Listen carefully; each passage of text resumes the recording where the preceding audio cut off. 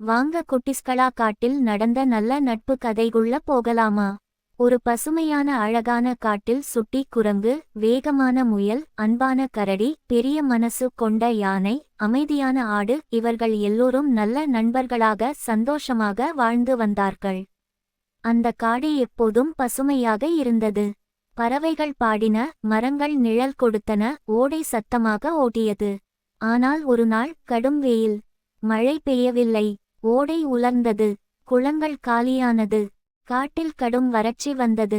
தண்ணீர் இல்லாமல் எல்லா விலங்குகளும் கவலையில் மூழ்கின.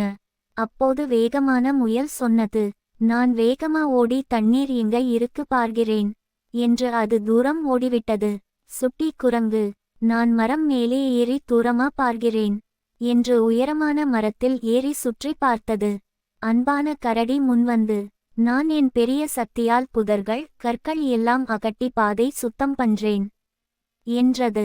அப்போது பெரிய மனசு கொண்ட யானை அமைதியாக சொன்னது, நண்பர்களே, ஒவ்வொருத்தரும் தனியா வேலை பண்ணாதீங்க, எல்லோரும் சேர்ந்து வேலை பண்ணினா நிச்சயம் தண்ணீர் கிடைக்கும். அமைதியான ஆடு மெதுவாக சொன்னது, ஒற்றுமை தான் நம்ம பலம், ஒற்றுமை தான் நம்ம பலம். அந்த வார்த்தை எல்லோருக்கும் துணிச்சல் தந்தது.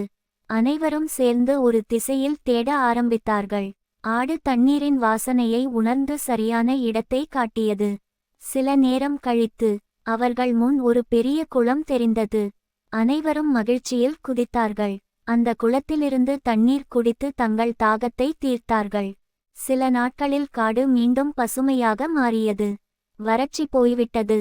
ஆனால் அந்த நாள் அவர்கள் கற்ற பாடம் எப்போதும் மறக்கப்படவில்லை. நீதி, ஒற்றுமையும் நட்பும் இருந்தால் எந்த சிக்கலும் தீரும். Please like and subscribe my motivational story channel.